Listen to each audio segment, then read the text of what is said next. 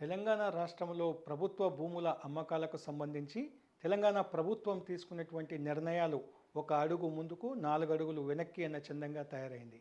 ఈ మధ్యకాలంలో కాంగ్రెస్ ప్రభుత్వం అధికారంలోకి వచ్చిన తర్వాత చేపట్టినటువంటి ఏదైతే ఈ భూముల అమ్మకాలకు సంబంధించిన ప్రతి ఒక్క నిర్ణయం కూడా వివాదాస్పదమవుతుంది. గతంలో టీఆర్ఎస్ ప్రభుత్వం అక్కడ ఏదైతే ప్రభుత్వంలో ఉన్నటువంటి సమయంలో అనేక ప్రాంతాల్లో హైదరాబాద్ నగరంలోని పలు ప్రాంతాల్లో భూములను అమ్మి వాటిని ఏదైతే కమర్షియల్గాను అదేవిధంగా నివాస ప్రాంతాలుగాను అమ్మకాలు చేయడం జరిగింది. అదే తరహాలో కాంగ్రెస్ ప్రభుత్వం కూడా అధికారంలోకి వచ్చిన తర్వాత భూముల అమ్మకాలకు శ్రీకారం చుట్టింది. అయితే అదేవిధంగా వీళ్ళు కమర్షియల్కే ప్రాధాన్యతనిస్తూ మొట్టమొదటిగా కాంగ్రెస్ ప్రభుత్వం అధికారంలోకి రాగానే హైదరాబాద్ సెంట్రల్ యూనివర్సిటీలో ఉన్నటువంటి 400 ఎకరాల భూములను ప్రైవేటు వ్యక్తులకు కేటాయించేందుకు రేవంత్ సర్కార్ నిర్ణయం తీసుకుంది. అయితే ఆ నిర్ణయం పైన అటు విద్యార్థి లోకంతోనూ అదేవిధంగా సమాజంలోని పలువురు నుంచి కూడా తీవ్ర స్థాయిలో వ్యతిరేకత రావడం జరిగింది. ఎందుకంటే అక్కడ వ్యాపార కేంద్రాలకు గనక అనుమతి ఇస్తే జీవ వైఫల్యం కావచ్చు, అదేవిధంగా వృక్షాలు కూడా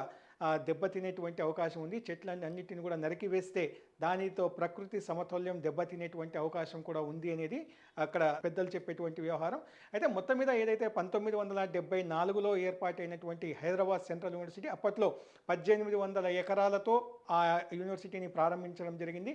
ఆ తర్వాత అందులో ఏదైతే 800 ఎకరాలు ఖాళీగా ఉంది అని చెప్పేసి 2003లో అప్పటి ప్రభుత్వం, ఉమ్మడి రాష్ట్రంలోని ప్రభుత్వం వాటిని ఐఎంజీ అనేటువంటి ఒక ప్రైవేట్ సంస్థకు కేటాయించడం జరిగింది. అయితే ఆ కేటాయింపులు పొందిన తర్వాత ఐఎంజీ సంస్థ అందులో ఏదైతే క్రీడలకు సంబంధించినటువంటి ఒక అథారిటీని స్టార్ట్ చేసేందుకు వాళ్ళు అనుమతి పొందారు. ఆ తర్వాత దాన్ని స్టార్ట్ చేయకపోవడంతో ఆ తర్వాత ఆ ప్రభుత్వం వాళ్ళ యొక్క అనుమతులను రద్దు చేయడం జరిగింది.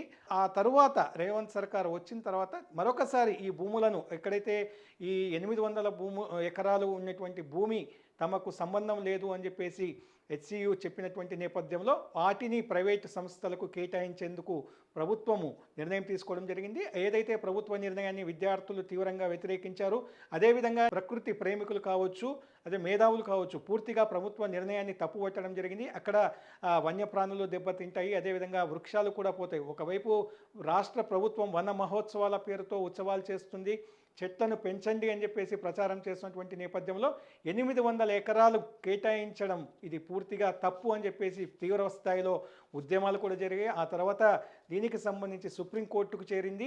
ఈ సుప్రీంకోర్టు విచారణ తర్వాత దీన్ని కేటాయింపులను రద్దు చేయడం జరిగింది. ఏదైతే మేధావులు అదేవిధంగా విద్యార్థుల యొక్క అభిప్రాయాన్ని ఏకీభవించినటువంటి కోర్టు దాన్ని అప్పట్లో హోల్డ్ చేయడం జరిగింది. అయితే అప్పటికి ఆ వివాదం సద్దుమణిగింది. తాజాగా నిన్న రాత్రి పెద్ద ఎత్తున అక్కడ ప్రొఫెసర్ జయశంకర్ అగ్రికల్చర్ యూనివర్సిటీలో చెట్లను తీసివేసేందుకు రాత్రి దాదాపుగా 11 గంటల ప్రాంతంలో బుల్డోజర్లు అదేవిధంగా చెట్లను కట్ చేసేందుకు పరికరాలను తీసుకొని లోపలికి రావడం జరిగింది.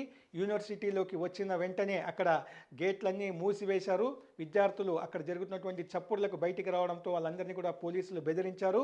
ఏదైతే విద్యార్థులు తీవ్ర స్థాయిలో ఆగ్రహం వ్యక్తం చేయడం జరిగింది, ఎవరైతే విద్యార్థులు ఆగ్రహం వ్యక్తం చేశారో వాళ్ళందరినీ కూడా రాజేంద్ర నగర్ పోలీసులు అదుపులోకి తీసుకుని అక్కడి నుంచి పంపివేయడం జరిగింది.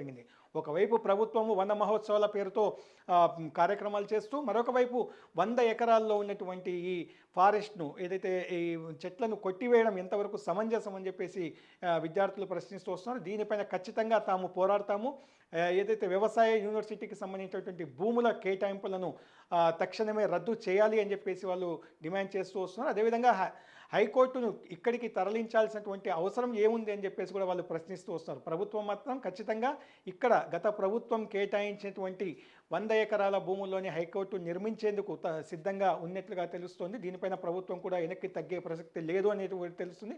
మరొక వైపు విద్యార్థులు కూడా దీనికి సంబంధించి ఈరోజు సెంట్రల్ యూనివర్సిటీ కావచ్చు, హైదరాబాద్లోని ఉన్నటువంటి అన్ని యూనివర్సిటీలను కూడా బంద్కు పిలుపునివ్వడం జరిగింది. ప్రభుత్వము విద్యా సంస్థల యొక్క భూములను ఈ విధంగా దారదత్తం చేయడం ఎంతవరకు సమంజసం అనేసి వాళ్ళు ప్రశ్నిస్తూ వస్తున్నారు. మొత్తం మీద దీనికి సంబంధించి కూడా మరి కాసేపట్లో విద్యార్థి నేతలు, ప్రకృతి ప్రేమికులు వీళ్ళందరూ కూడా హైకోర్టును ఆశ్రయించే యోచనలో ఉన్నారు. ఏదైతే ప్రభుత్వ నిర్ణయాన్ని వాళ్ళు వ్యతిరేకిస్తూ హైకోర్టును ఆశ్రయించబోతున్నారు. హైకోర్టు కూడా ఈ పిల్ను విచారించిన తర్వాత ఎలాంటి నిర్ణయం చెప్తుంది, హైకోర్టు నిర్ణయం పైన తదుపరి ముందుకు పోవాలి అని చెప్పేసి కూడా ప్రభుత్వం ఆలోచనలో ఉంది. అయితే ఇప్పటికే ఏదైతే ఇదంతా జరిగినప్పటికీ కూడా ఇప్పటికే నిన్న రాత్రి నుంచి తెల్లవారుజాము వరకు కూడా దాదాపుగా పెద్ద స్థాయిలో చెట్లను తొలగించి వేయడం జరిగింది. అయితే దీనిపైన విద్యార్థులు తీవ్రమైనటువంటి ఆగ్రహం వ్యక్తం చేస్తున్నారు. ప్రభుత్వ తీరును తప్పుపడుతూ వస్తున్నారు.